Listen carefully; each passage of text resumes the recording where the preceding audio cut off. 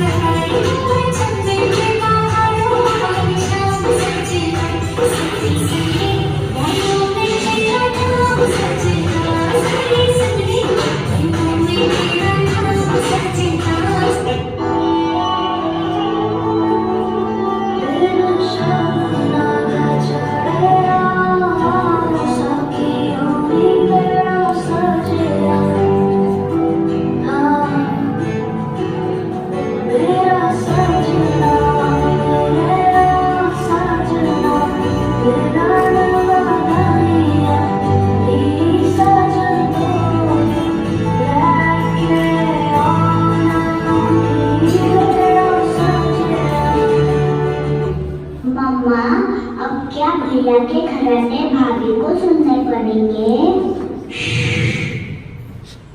समीर और काजल की सुहागरात ने तो एक नया ही मोड़ लिया। आप ज्यादा मत सोचिए, मुझे तो बस यही कहना है कि काजल ने अपनी सुहागरात सिर्फ और सिर्फ समीर के खराटे सुनते हुए बिताई।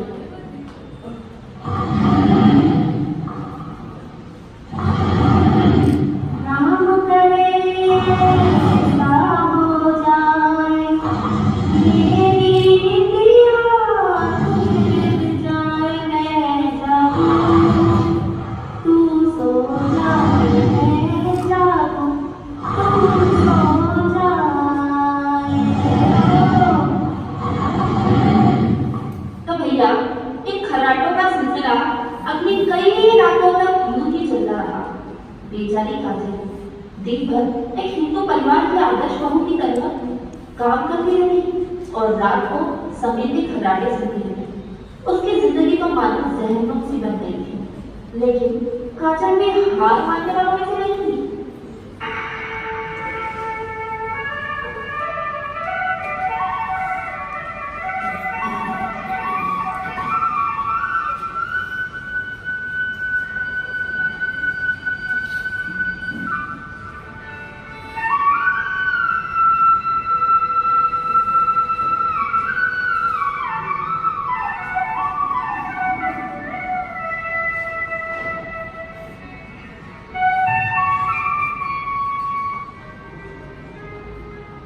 छोड़ दो मुझे रात के साइलेंस में कि तुम्हारे खर्राटों का वायलेंस मुझसे कतई बर्दाश्त नहीं होता। समीर दिन में बॉर्डर पे बम गिरते हैं और रात में हमारे रूम में, कभी तुम्हारे खर्राटों का तो कभी तुम्हारे पात का।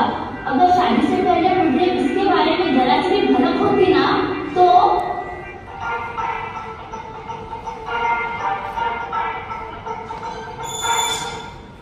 समीर के खर्राटों और पात को मैं हाल ही में हुए पुलवामा अटैक से कोरिलेट करना चाहूंगी। माफी चाहती हूँ दोस्तों थोड़ा ऑफलाइन जाने के लिए, लेकिन जरा गौर कीजिए क्या स्थिति हो गई है। आए दिन कोई न कोई मुल्क, कोई न कोई कौम खर्राटे मार रहा है। पाकिस्तान तो हल्की हल्की रोज ही पार रहा है। इससे पीछे जाओगे कि कश्मीर हमारा है, जबकि क्या वो लोग नहीं जानते कि पूरा के पूरा पाकिस्तान हमारा है। हमने भी ऐसा वादा कि पाकिस्तान का दिमाग हिला दिया, उसके वॉलेट अटैक को साइलेंट बना दिया। खैर, बीती ताही बिसारी ले आगे की सुधी ले। काजल यह बखूबी समझती थी कि यह एक बीमारी है और इसका इलाज होना ही चाहिए। एक दिन जब घर में कोई नहीं था, डार्लिंग, आज तो घर में खुला मैदान है, आओ कुछ रोमांस हो जाए।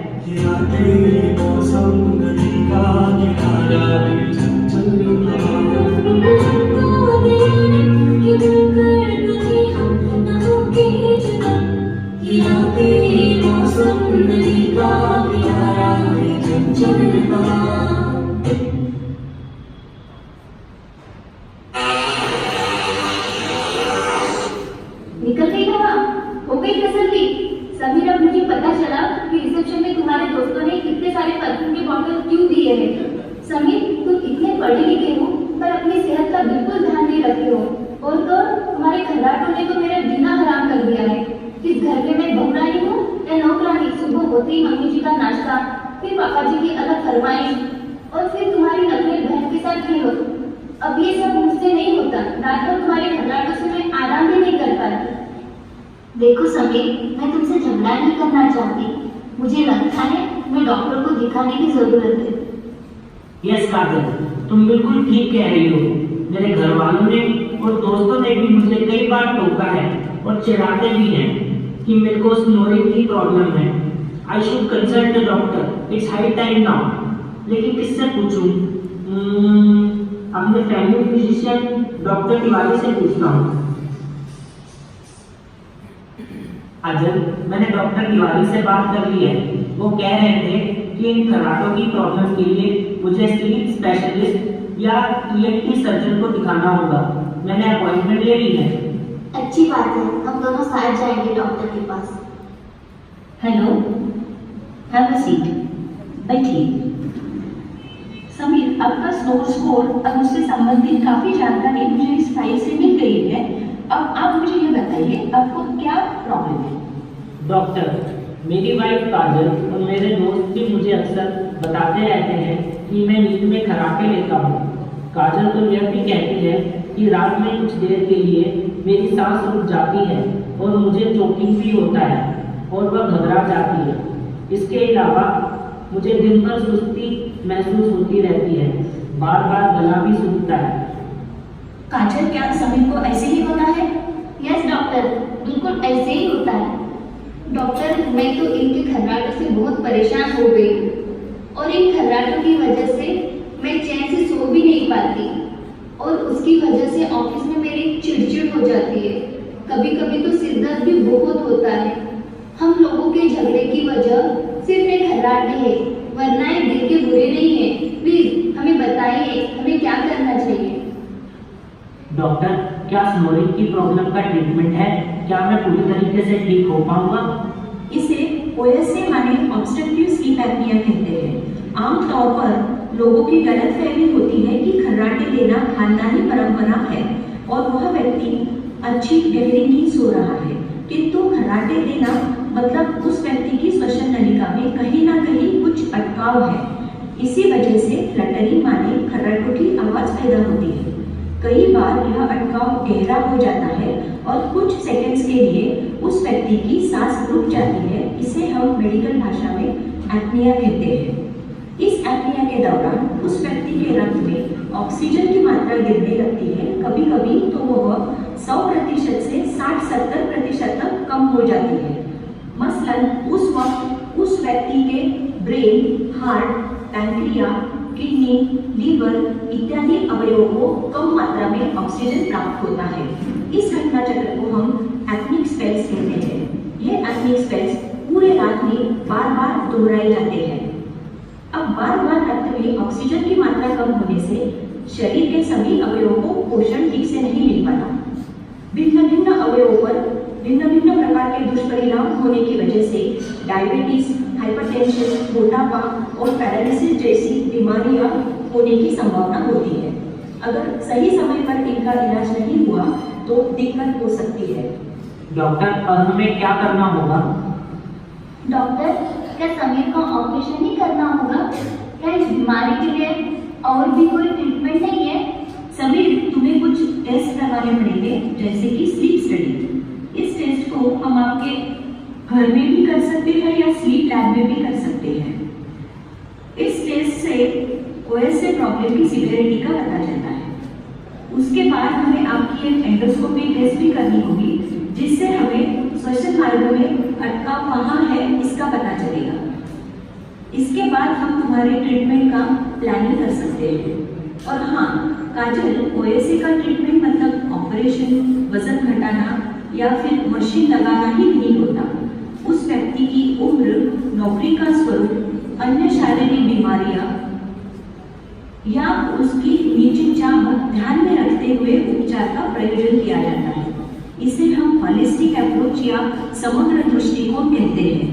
इसके अंतर्गत हम शस्त्रक्रिया, मशीन, दवाइयाँ, व्यायाम, वजन घटाना, इन सब तरीकों का सही कॉम्बिनेशन में इस्तेमाल करते हैं। इसका मतलब प्रत्येक व्यक्ति की ट्रीटमेंट कस्टमाइज्ड या टेलर मेड होती है। थैंक यू डॉक्टर, आपने हमें ओएसए के बारे में इतनी अच्छी जानकारी दी। मैं अब फिजिकली और मेंटली ट्रीटमेंट करवाने के लिए तैयार हूँ। समीर और काजल, मैं आप दोनों को बधाई देना चाहूंगी कि आप सही समय पर इलाज करवाने के लिए आए हो। कई बार ऐसा देखा गया है कि पति के खर्राटे से तंग आकर पत्नियां दूसरे रूम में सोने चली जाती है और उसकी बीमारी को इग्नोर करती है।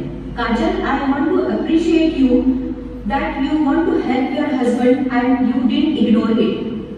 आखिरकार काजल की जिद और डॉक्टर कविता की उपचार पद्धति रंग लाई। समीर ने अपने खर्राटों से छुटकारा पा लिया। उनके वैवाहिक जीवन में फिर से खुशियों की बहार आई और जल्द ही काजल ने एक फूल सी नन्ही परी को जन्म दिया।